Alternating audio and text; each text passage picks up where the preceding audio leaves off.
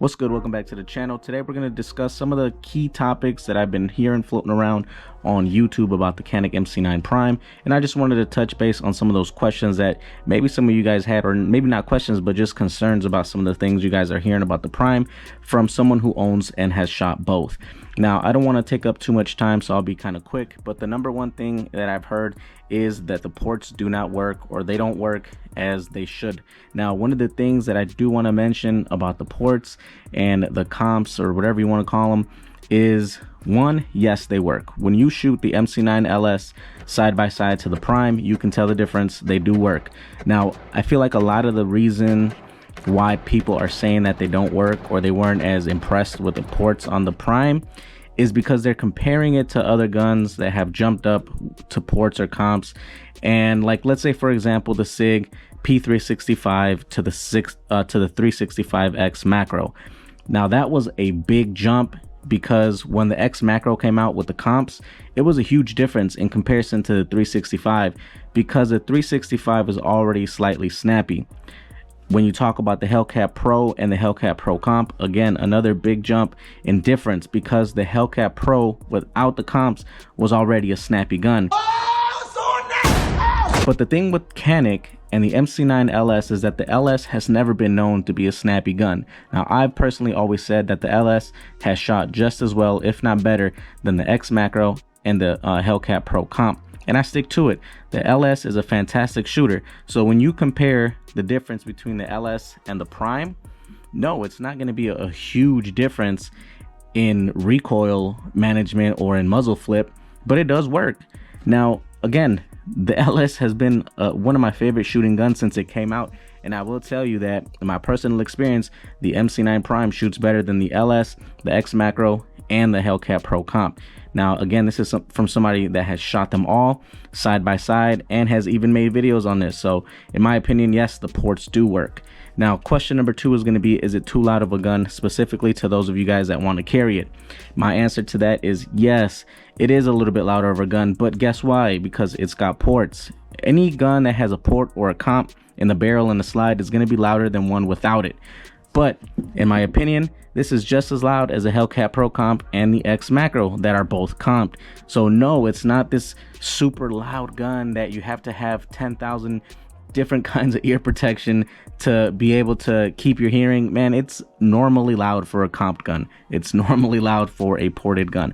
I had my ear protections on at the indoor range, and I couldn't hear a difference between the LS and the Prime until I actually removed my ears, got home, and saw the footage. Then I was like, oh yeah, the Prime is slightly louder than the LS, but it's just as loud as the Hellcat Pro comp and just as loud as the X macro. So please don't go around and thinking that this gun is just some freaking bazooka that's gonna blow your ears up, because it's not. It really isn't.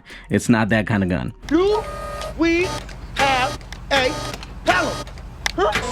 And the third and final thing is it worth the upgrade from the Canik MC9 LS?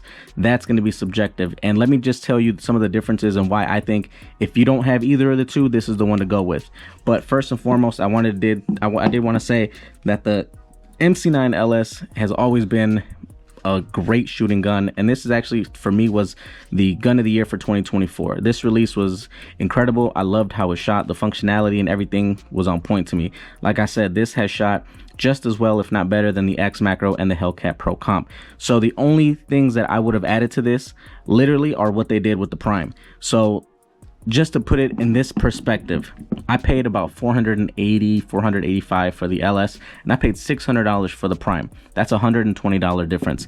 But if you take the sights, the night sights that are on the Prime, and that you could find those on the Canik website or from Night Vision or wherever. But if you buy these sights to put them on your Canik LS, you're already at the same price as the Prime. You're already at about $600, and that's without the upgraded stippling, without the upgraded trigger, without the upgraded slide serrations.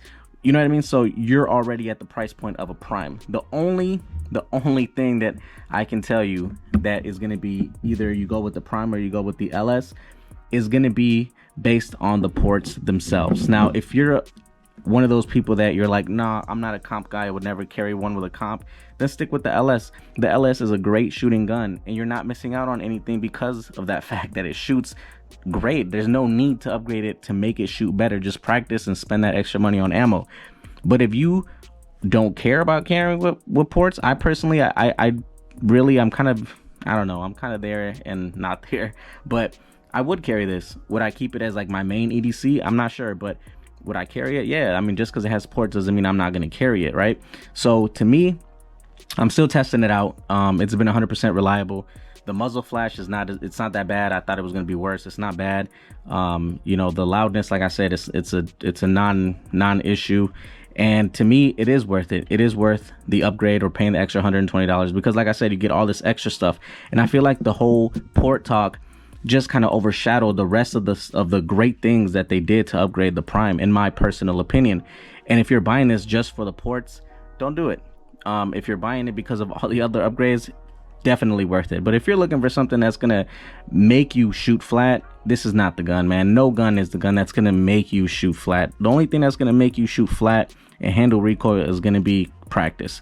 But if you don't care so much for the comps like myself, I cared more for everything else other than the comps. If you don't care for the comps as much, then go for it, man. This is a great buy. This is cheaper than the Hellcat Pro Comp, cheaper than the X Macro, cheaper than most, if not all, other comp guns out there. And it's been a great shooter. It's been reliable, and we'll come out with some more content. And if there's any other questions, feel free to drop them in the comments. But that'll wrap it up for this video, you guys. Thank you so much for watching. If you haven't already subbed to the channel, man, please go ahead and subscribe to the channel. But if you already have, you know I appreciate you guys so much. Thank you so much. God bless you, and I'll see you on the next video.